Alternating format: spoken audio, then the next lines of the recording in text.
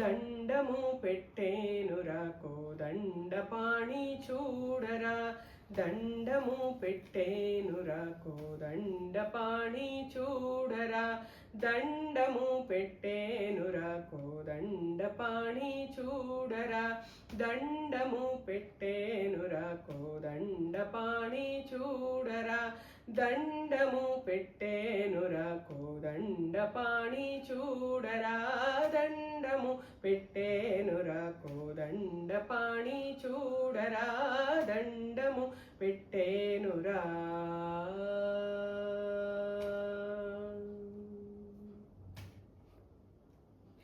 అండజ సువాహన మార్తాండ చంద్రలోచన, అండజ సువాహన మార్తాండ చంద్రలోచన, కుండలి శయన, కుండలి శయన బ్రహ్మాండ నాయక, నీకు దండము పెట్టేనురా కోదండపాణి చూడరా, దండము పెట్టేనురా కోదండపాణి చూడరా, దండము పెట్టేనురా కోదండపాణి చూడరా, దండము పెట్టేనురా.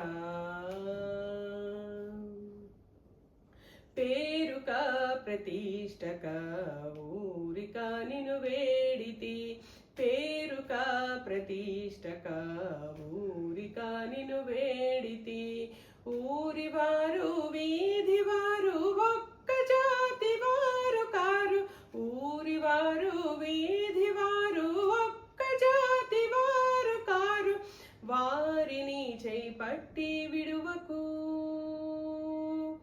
వారిని చేపట్టి విడువకు త్యాగరాజార్చిత, దండము పెట్టేనురా కోదండపాణి చూడరా, దండము పెట్టేనురా కోదండపాణి చూడరా, దండము పెట్టేనురా కోదండపాణి చూడరా, దండము పెట్టేనురా.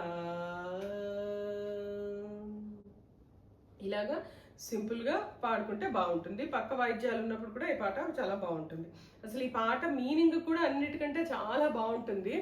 త్యాగరాజ స్వామివారు తన గురించే కాకుండా ఊరు అందరి గురించి కూడా స్వామివారిని కోరుకుంటుంటారు ఈ పాట ద్వారాను.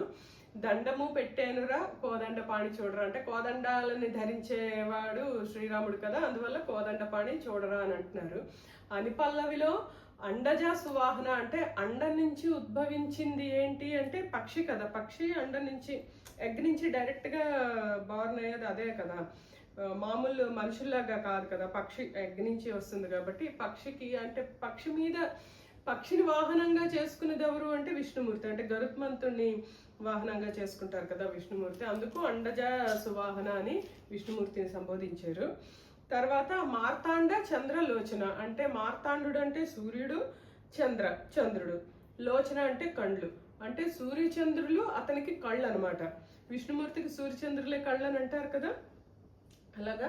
కుండలి శయన, కుండలి అంటే ప్రతి జీవికి అంటే వెన్నుముక నిటారుగా ఉన్న ప్రతి జీవికి అంటే మనుషులకి వెన్నుపూస చివరిన మూలాధార చక్రంలో కుండలిని ఆకారంలో అంటే పాము ఆకారంలో 3.5 చుట్లు చుట్టుకుని కుండలిని శక్తి రూపంలోని అమ్మవారు ఉంటుందన్నమాట. తోక నోటితో ఖర్చుకుని ప్రతి మనిషికి మనకి వెనుపూస అడుగున ప్రాణశక్తి అక్కడ ఉంటుందన్నమాట, అదే అమ్మవారు. అది పాములాగా చుట్టుకుని 3.5 చుట్లు చుట్టుకుని ఉంటుందన్నమాట. అది ఆ కుండలిని పాములాగా ఉంటుంది కాబట్టి కుండలి శయన అన్నారు. అంటే కుండలిని పాము అయితే పాము మీద ఎవరు శయనిస్తారు? విష్ణుమూర్తి శయనిస్తారు కదా, శేషతల్ప అని అంటాం కదా. అందువల్ల ఆ పాము మీద అదే శేషనాగు మీద శయనించిన వాడు విష్ణుమూర్తి.